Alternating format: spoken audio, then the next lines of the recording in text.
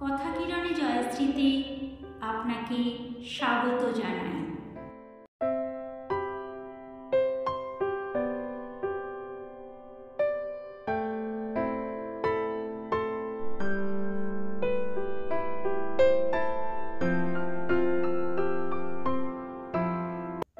সৌন্দর্যপুরে চিড়িয়াখানায় দুটি নতুন বাঘ এসেছে। শোনা যায় দুটি বাঘই ভয়ঙ্কর রকমের হিংস্র প্রকৃতির। তাদের পাশাপাশি দুটি খাঁচায় 5 এবং 6 নম্বরে রাখা হয়েছে।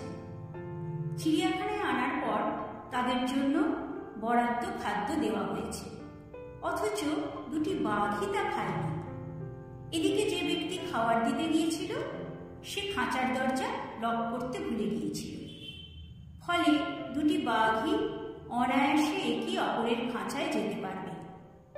5 এবং 6 নম্বর খাঁচার দুটি বাঘই শুনেছে অন্যজনের হিংস্রতার কথা।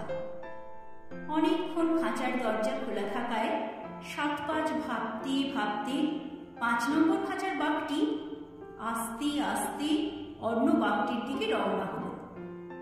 এই বাঘটিকে এগিয়ে আসতে দেখে অন্য বাঘটি খানিক চিন্তান্বিত, হতভম্ব। 5 নম্বর খাঁচার বাঘটি হাঁটতে হাঁটতে 6 নম্বর খাঁচার বাঘের প্রায় কাছে এসে পড়েছে। এমন সময় 6 নম্বর খাঁচার বাঘটি হঠাৎ করে গেয়ে উঠল, পায়ে পড়ি বাঘ মামা, আমি বেকার, বিদেশি বাস, আমায় মেরো না। থমকে গেল 5 নম্বর খাঁচার বাঘ। হাসতে হাসতে বললে, আমিও বেকার, MSc পাস।